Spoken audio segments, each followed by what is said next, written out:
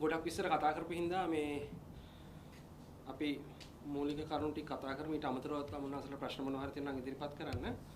මම හිතන්නේ මේ අපි හැමෝම පහුගිය දාලේ තුල දිගටම කතා කළා රජ්‍ය වෛද්‍යානික සංගමයේ විදිහටත් රටේ මේ මොහොත වන විට අපේ සෞඛ්‍ය පද්ධතිය ද්විත්ව අභියෝගයකට මුහුණ දෙමින් ඉන්නවයි කියන කාරණය. මොනවද මේ ද්විත්ව අභියෝග? පළවෙනි කාරණේ ඖෂධ සම්බන්ධයෙන් මතුවලා තියෙන බරපතල තත්ත්වය. දෙවෙනි කාරණය ඉන්ධන අර්බුදයත් එක්ක සෞඛ්‍ය පද්ධතියට වෙලා තියෙන බලපෑම. ඒතර අපි දකිනවා විවිධ දෙනා විවිධ ආකාරයට ප්‍රකාශ කරනවා මේක අපි හැමදාම දැක්ක මොන රජයේ හිටියත් මොන ඇමතිවරයා හිටියත් ඖෂධ හිඟයක් පිළිබඳ ප්‍රකාශයට පත් කරන හැම වෙලෙම බලධාරීන් ගොඩක් වෙලාවට උත්සාහ කරන්නේ නෑ එහෙම එකක් නෑ ප්‍රශ්නයක් නෑ කියන එක කියන්න. ඒ හින්දා රජයේ වෛද්‍යානික සංගමයේ විදිහට අපේ ශාඛා සංගම් 122ක් තියෙනවා.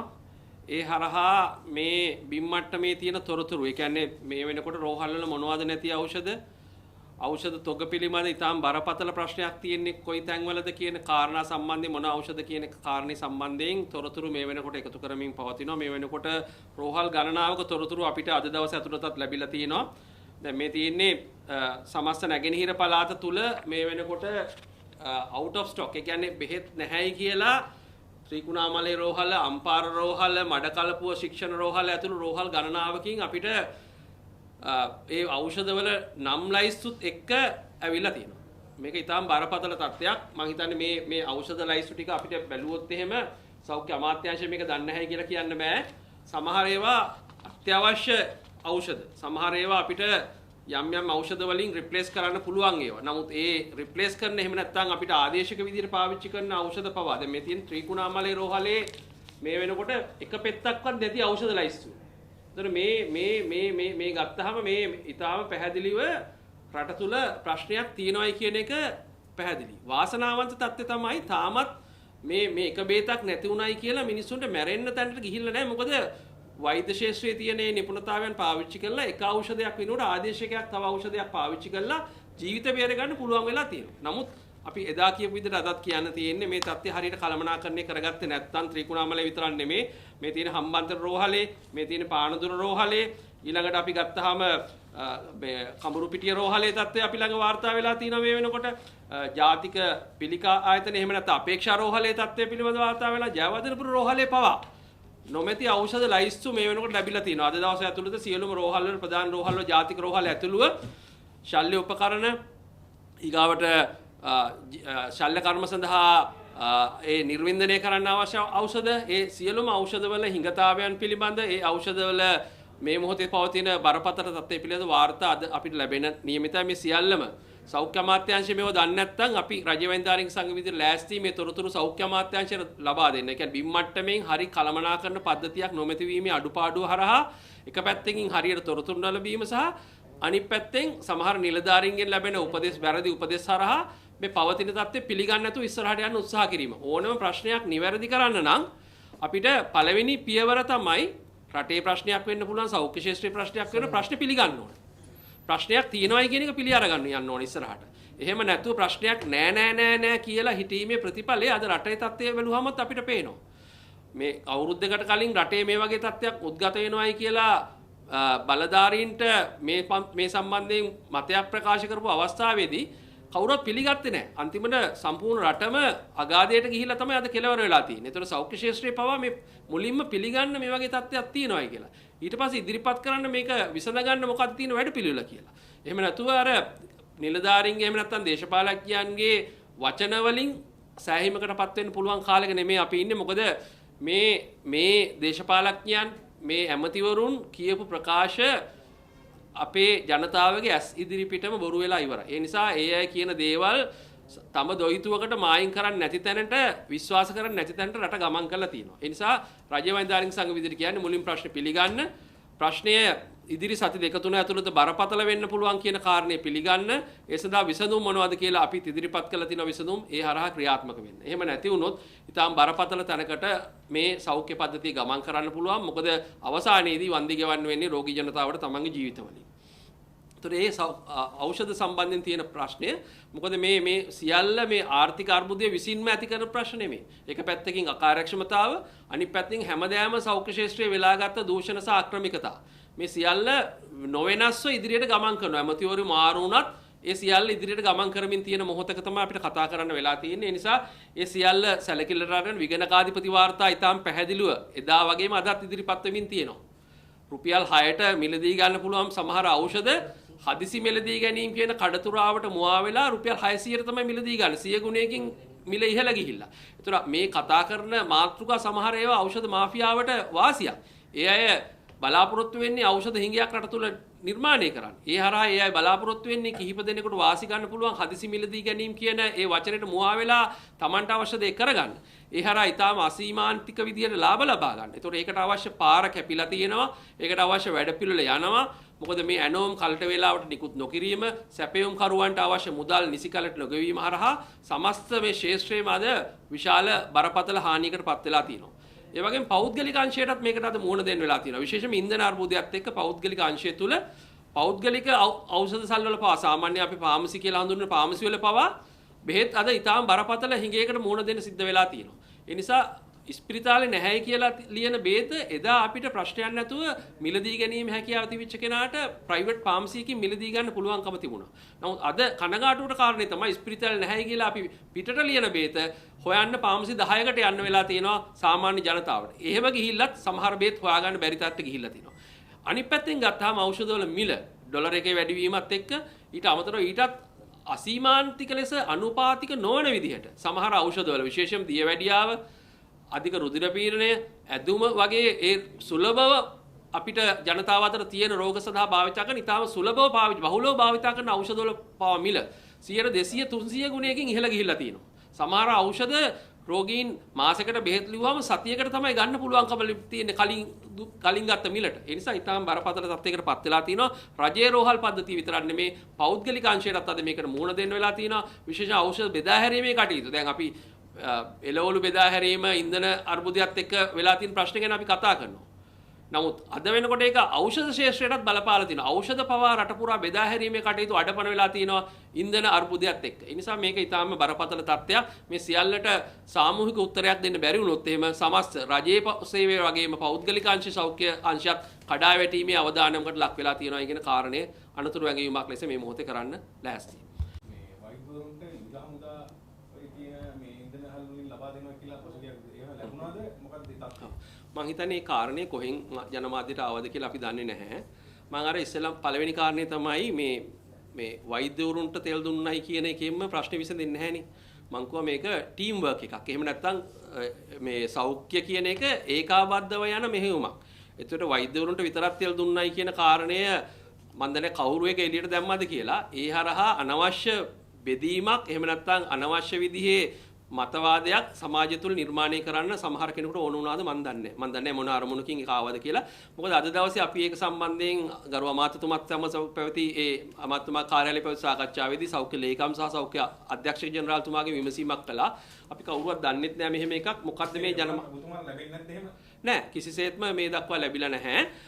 ඒක අපි ඊට පස්සේ හොයලා බැලුවා මේ කාරණේදී යුද හමුදාවේ මම හිතන්නේ බෙදා හැරීම පිළිබඳව බ්‍රිගේඩියර්වරයා එහෙම නැත්නම් අධ්‍යක්ෂකවරයා අභ්‍යන්තර වශයෙන් දුන්න චක්‍රලේඛයක් හරි මොකක් හරි අභ්‍යන්තර සටහනක් තමයි මේ විදිහට එළියට ඇවිල්ලා තියෙන්නේ. සෞඛ්‍ය අධ්‍යක්ෂක ජෙනරාල්ගෙන් ප්‍රකාශ වෙච්ච කාරණේ තමයි මේ දක්වා නිල වශයෙන් කිසිදු අයුරකින් සෞඛ්‍ය අමාත්‍යාංශයට මේ ක්‍රමවේදයක් සකස් කිරීම සම්බන්ධයෙන් කිසිදු තොරතුරක් මේ වෙනකන් සෞඛ්‍ය අමාත්‍යාංශයට ලැබිලා නැහැයි කියන කාරණේ. මේ දක්වා ඒ වගේ දෙයක් රටේ කිසිම තැනක සිද්ධ වෙලා නැහැයි කියන එක කනගාටුවෙන් උනත් කියන්නේ. ඒක තමයි මේ අත්‍යවශ්‍ය සේවා සඳහා ඉන්ධන ලබා දෙන්න කියලා තියෙනවනේ දැන්. කම්පියුටර් එකක් ගහලා තියෙනවා. එතකොට IOC සෙට් වලින් ලබා දීමේ හැකියාවක් නැහැ කියලා නැත්නම් පාසෝ කියනවා තියෙනවා. ඒ කියන්නේ IOC අත්‍යවශ්‍ය සේවා ලබා දෙන්නේ නැහැ කියන කාරණා. ඒකත් ඊටාම කනගාටුදායක තත්ත්වයක්. මොකද මේ IOC උනත් එහෙම නැත්නම් අරාබියෙන් ගහලා තෙල් ගැහුවත් මේ රටේ නෙමෙයි ගහන්නේ. ඒ නිසා අපි හිතන්න ඕන කාරණේ තමයි මේ ගිවිසුම අත්සන් කරපු අය ඒ වගේ මේ කම්පැනිත් එක්ක ඒ සම්බන්ධයෙන් කටයුතු කරපු අය සියලු දෙනා හිතන්න ඕන කාරණයක් තමයි. මොකද අපේ ශාඛා සංගමුත් ගිහිල්ලා IOC මැනේජ්මන්ට් එකත් එක්ක ත්‍රිකුණාමලේ මේ සම්බන්ධයෙන් කතා කළා. මොකක්ද එයාට දෙන්න ප්‍රමුඛතාවය කියලා. එයාගෙන් ලැබෙන උත්තරය තමයි මෙහි කිසිම තීරණයක් ගන්න බෑ. ඉල්ලීම කරන්න ඉන්දියාවට යවලා තීරණේ අරන් එන්නම් කියලා. එතකොට කොච්චර අවාසනාවන්ත තත්ත්වයක්ද කියලා බලන්නකෝ. එතකොට දැන් අපේ රට තත්ත්වලා තියෙන තත්ත්වය මේකෙන් ප්‍රකාශ වෙනවා. ඒ නිසා IOC එක ලොකු සේවයක් කරනවා. මේ මොහොතේ සිපෙට්කෝ එකට තෙල් නැහැ. ඒ නිසා අඩුම ගානේ මම දැක්කා මිලියනයක වගේ ලීටර් ප්‍රමාණයක් දවස ගන්න එනවා. ඒ ටිකක් නැති වුණා නම් රටට වෙන දේ ගැන අපිට හිතා ගන්නවත් බෑනේ. නමුත් අපේ රටේ බලධාරීන්ගේ වගකීම තමයි මේ ඉන්දියන් කම්පැනියක් වෙන්න පුළුවන්. නමුත් ලංකා IOC කියලා යන්නේ මං හිතන්නේ. එතකොට මේක අපේ අඩුම ගානේ මේ වගේ හදිසි අවස්ථාවකදී අපේ පාලනයට නතු කර ගැනීම සඳහා ක්‍රමවේදයක් සකස් වී යුතුයි කියන එක අපි තරේ විශ්වාස කරනවා. මොකද අවසානයේදී මේ ප්‍රමුඛ දැන් තෙල් ටික බෙදෙන රටේනේ. එතකොට අත්‍යවශ්‍ය සේවා වලට බෙදනවද සාමාන්‍ය ජනතාවට බෙදනවද ඒක කොහොමද ක්‍රමවේදය කියලා ප්‍රතිපත්තියක් විදිහට සකස් වෙන්න ඕන. නමුත් අර සියල්ල යම් පාලිත තත්ත්වයන් යටතේ වෙන්න ඕන මේ වගේ තත්ත්වයකදී. විශේෂයෙන්ම අපිට ඇතිතරම් තෙල් නැති තත්ත්වයකට. ඉතින් ඒකෙදී බලධාරීන් කල්පනා කළ යුතුයි ඉදිරියේදී දැන් මම දන්නේ කැබිනට් පේපර් සකස් වෙලා තියෙනවලු මේ සිපිට්කෝ ෂෙඩ් වලින් කොටසක් වෙන රටවල් වලට පවරන්න. ඒ වගේ ජනමාධ්‍ය හරහා නිකුත් වෙනවනේ. ඒතර මේ මොක වුණත් අවසානයේදී මේ අපේ රටේ පුරවැසියන්ට මේක ප්‍රයෝජනට ගන්න පුළුවන් විදියට මේ දේ වෙන්න ඕන. මේවා ජාතික සම්පත්නේ. ඉතින් ඒ හින්දා මේවා රැක ගන්න මීට වඩා බලධාරීන් යම් කැපකිරීමක් කළ යුතුයි. ඒ සමග කතා කළ යුතුයි. ඒවා තමන්ගේ පාලනයට යටත් කර ගැනීම සඳහා එහෙම නැත්නම් පාලනය තුල පවත්වාගෙන මේ සේවාවන් සැපීම සම්බන්ධයෙන් මීට වඩා සබුද්ධිකව කටයුතු කළ යුතුයි කියන එක තමයි අපිට පේන්නේ. මේ අද සාකච්ඡාවේ වෙද්දී මේ දැන් කියවුණා මේ හමුදා නිලධාරීන් යොදාගෙන මේ තෙල් බෙදා දීම කරන්න කියන කාරණාව. අපි දැක්කා ඊයේ මේ මාධ්‍යවල ගියා මේ හමුදා නිලධාරීන් පාරදීමක් සිදු කරන සිල්වැසියන්ට. දැන් නීතිඥ සංගමය මේ වෙනකොට ප්‍රකාශයක් නිකුත් කරලා තියෙනවා ජනතා පාලනයට හමුදාව යොදා ගන්න එපා කියන කාරණාව. ඒ සම්බන්ධයෙන් ඔබතුමාලා කොතනද? ඔව් මෙහෙමයි. ආරක්ෂාව කියන කාරණේ ඉතා සංවේදී කාරණයක් නේ. එතකොට දැන් හදිසි නීතිය මේ මොහොතේ රටේ නීති නෙමෙයිනේ. එතකොට ඒ තත්ත්වයටදී පොලිසිය සහායට තමයි මන් දන්න තරමට අපි දන්න නීතිය අනුව හමුදාව කැඳවන්නේ. එතකොට පොලිසිය සමග වැඩ කරන්නේ. ඉතින් ඒ නිසා ඒ තත්ත්වය යටතේදී හැමෝම සොයන් විනයක් සහිතව වැඩ කරන්න ඕනේ. ඒ සිද්ධිය මම දැක්කා ඒ දර්ශන පෙළ. ඒක මං හිතන්නේ මේ සම්බන්ධයෙන් හමුදාව තුළ මේ සම්බන්ධයෙන් අභ්‍යන්තර පරීක්ෂණයක් සිද්ධ වෙමින් තියනවා කියලා තමයි දැනගන්න ලැබිලා තියෙන්නේ. ඉතින් ඊට කලින් දර්ශන අපි දැක්කේ නැහැ. එතකොට මෙතන මොන වගේ දෙයක්ද උනේ කියන එක අපි දන්නේ. නමුත් මේ සිද්ධියේදී පේන දේ අපිට කොහොමත් අනුමත කරන්න බැහැනේ. සිවිල් පුරවැසියෙකුට, නිරායුධ පුරවැසියෙකුට හමුදා නිලැඳුමට යම් ගෞරවයක් අපි හැමෝටම තියෙනවානේ. එතකොට ඒක තමයි මේ අභියෝගයට ලක් වෙන්නේ. ඒ නිසා අර ආවේග වලින් තමයි වැඩ කරන්නේ. මොකද ඇත්තටම දැන් අපි පහුගිය කාලේ ගත්තාම මේ අර පහුගිය සිකුරාදා සෞඛ්‍ය කාර්ය මණ්ඩලයට තෙල් බෙදා දීම වැඩසටහන පොලිසිය විතරක් හිටියා නම් කිසිසේත්ම ඔය විදිහට මේ තරමටවත් සාර්ථක වෙන්නේ නැහැ. ඒතර විශේෂ නාවික හමුදාව ඇතුළු ඒ හමුදාවල යුද හමුදාව නාවික හමුදාව ඇතුළු ආරක්ෂක අංශවල කැපවීමත් එක්ක තමයි යම් තරමකට හෝ සිකුරාදා වැඩසටහන සාර්ථක වුනේ. ඒ නිසා අනිවාර්යයෙන්ම අපිට දැන් යම් සහයෝගයක් ගන්න වෙනවා. නමුත් රටේ තියෙන නීතිය තුල ඒතර සිවිල් වැසියන් පාලනය කිරීම සඳහා මේ තියෙන මොකද නීතිඥ සමයේ සම්බන්ධයෙන් යම් අපිට වඩා විශේෂ දැනුමක් තියෙනවා ඇතිනේ යනුනේ අය කියන්නේ. ඒ නිසා මේ රටේ පාලකයන් ඒ වගේම මේ සම්බන්ධයෙන් බලධාරීන් ඒ සියල්ල ඒ සංගම් වල අදහස් සැලකිල්ලට අරගෙන මේ සියල්ල පාලනය කරලා ජනතාවගේ ආරක්ෂාවත් තහවුරු කරන ගමන් අනවශ්‍ය මේ වගේ සිදුවීම් නොවන තැනට කටයුතු කළ යුතුයි කියලා තමයි අපි විශ්වාස කරන්නේ. හොඳයි. ඒ වගේම දැන් රාජ්‍ය වෛද්‍ය නිලධාරී සංගමයේ තියෙන දක්ත අනුව දැන් මේ වෙනකොට අපිට ඖෂධ සහ තෙල් ප්‍රමාණය ගත්තොත් එimhe ඔබතුමාලාට කොහොමද දැනගන්න ලැබෙන්නේ? දැන් ඖෂධ ගත්තොත් මෙච්චර ප්‍රමාණයක් මෙන්න මේ කාලේ වකවානු වෙනකොට විතරයි තියෙන්නේ කියන කාරණාව සම්බන්ධයෙන්. ඖෂධ සම්බන්ධයෙන් ගත්තොත් එහෙම බොහෝ ඖෂධවල ඒ කියන්නේ අපි ගත්තොත් අත්‍යවශ්‍ය ජීවිත ආරක්ෂක ඖෂධ ඇතුළුව අපි සාමාන්‍යයෙන් කියන්නේ මාස දෙකක තොගයක් රෝහලක තියෙන්න ඕන කියලානේ. මාසෙක එකමාරක අඩු හොඳම දේ මාස දෙකක තියෙන්න ඕන. නමුත් බොහෝ ඖෂධවල මේ අත්‍යවශ්‍ය ජීවිත ආරක්ෂක ඖෂධ 40 ගාණක් ඇතුළුව සති දෙකකවත් තොග මේ වෙනකොට නැහැ. එතකොට මේ සති දෙක ඉවර වෙනකොට මේක අපිට රිප්ලේස් කළේ නැත්තම් ආවේ නැත්තම් ඒ තොග බරපතල තත්යකටපත් වෙනවා. එතකොට ඇනෝම් කළා මේ ක්‍රියාවලිය සාමාන්‍ය ටෙන්ඩර් පටිපාටි අනුගමනය කරලා යන මාස දෙක තුනක් යනවා. ඒ හින්දා තමයි අමුතුමා කියන්නේ අගෝස්තු මාස වෙනකොට ප්‍රශ්න විසඳනවා කියලා යම් සහතිකයක් දෙන්නේ. නමුත් අපි මේ ඉන්නේ ජූලි මුල. ඒතකොට තව මාසයකට වැඩි කාලයක් තියෙනවා. ඒතකොට මේ මාසේ අපි ගත කරන්නේ කොහොමද කියන ප්‍රශ්නෙට හරි උත්තරයක් නැහැ. ඒතකොට ඒකට තමයි උත්තරය අර හදිසි මිලදී ගැනීම කියන එක මම කිව්වේ. ඒ හරහා ඒ කියන්නේ එතකොට අපිට අපි හිතමු මාස 3කට බේත් ගෙන්නන්න ඕන සල්ලි ටික සති දෙකකින් ඉවර කරගන්නවා. මොකද 6-7 ගුණේ නෙමෙයි 100 ගුණයක් සමහර විට බේත් වැඩියෙන් මිලදී ගන්න. ඒතර ඒ බරපතල තත්ත්වයන්ට එනවා. ඉතින් ඒ හින්දා භාණ්ඩාගාරයට ගියාම ලබන අවුරුද්ද මැද වෙනකම් බේත් ගෙන්නන්න සල්ලි තියෙනවා කියනවා. නමුත් මේ යන විදිහට ඒ සල්ලි ටික මාස 4න් 5න් ඉවර වෙන්නත් පුළුවන්. මොකද හදිසි මිලදී ගැනීම විතර නම් දන්න විදිහ මිලදී ගන්න 100 ගුණයක් වැඩි මිලට නම් බෙහෙත් අවසානයේදී මේ දීලා තියෙන සල්ලි ටික මාස 6ක් 7ක් යනකොට අවුරුද්දේ සල්ලි ටික ඉවර වෙයි. ඒතකොට ඒ වගේම දැන් මේ අපි දන්නවා රෝගීන්ට දින දීලා තියෙන සල්ලකරණ සඳහා. දැන් මේවට මොකද වෙන්නේ? ඔය ඒකයි මම කිව්වේ අර ඉස්සෙල්ලාම. මේ දැන් මේ තියෙන තත්ත්වය යටතේ අනිවාර්යයෙන්ම අපිට සේවාවල යම් පාලනයක් කරන්න වෙයි. ඒ කියන්නේ අපිට ඉදිරියේදී දැන් ඊළඟ නැව එන්නේ කවුදද කියලා දන්නේ නැහැ. මොකද අපි ජූනි 17 වෙනිදා තමයි කංචන විජේසේකර ඇමතුමත් එක්ක මූලික සාකච්ඡාව ආරම්භ කළේ. එතකොට එදා ඉඳන් මේ දක්වා තෙල් නැවක් ඇවිල්ලා නැහැ. පෙට්‍රල් විශේෂයෙන්ම ඇවිල්ලා නැහැ. ඒ තත්ත්වයට ඊළඟ නැව එන්නේ කවද්ද කියලාත් දන්නේ නැහැ. ඇමතිතුමා විවිධ දින කියලා තිබුණා මම දැක්කා මැලේසියාවෙන් එනවයි කියලා. නමුත් ඒවා මන් දන්නේ එනකන් අපිට විශ්වාසයක් නැති තත්ත්වයක් තියෙනවා. ඒ හින්දා විශේෂයෙන්ම ඔබ කියපු විදිහට හැමෝටම හැමදාම වැඩට යන්න පුළුවන් තත්ත්වයක් ඉදිරියේදී ඇති වෙන එකක් නැහැ. විශේෂඥ වෛද්‍යවරුන්ට පවා සමහර විට දිනපතා රාජකාරියට යන්න බැරි තත්ත්වයක් උදා වෙන්න ඉඩ තියෙනවා. මේ තියෙන තත්ත්වය. මොකද දැන් අපි අද දවසේ ගත්තත් දැන් මේ එන සිකුරාදාට අපි අද සැලසුම් හැදුවට මේ සිකුරාදා මේ සෞඛ්‍ය කාර්ය මණ්ඩලයට තෙල් දෙන්න වෙන්නේ තියෙන තෙල්නේ. අලුතෙන් නැවක් ඇවිල්ලා නැහනේ. ඒතකොට තියෙන තෙල් ටික කොච්චරද කියලා අපි හැමෝම දන්නවා. 92 පෙට්‍රල් ඇත්තෙම නෑ ලංකාවේ. 95 පෙට්‍රල් මං හිතන්නේ මෙට්‍රික් ටන් 3000කටත් අඩු ප්‍රමාණයක් තියෙන්නේ.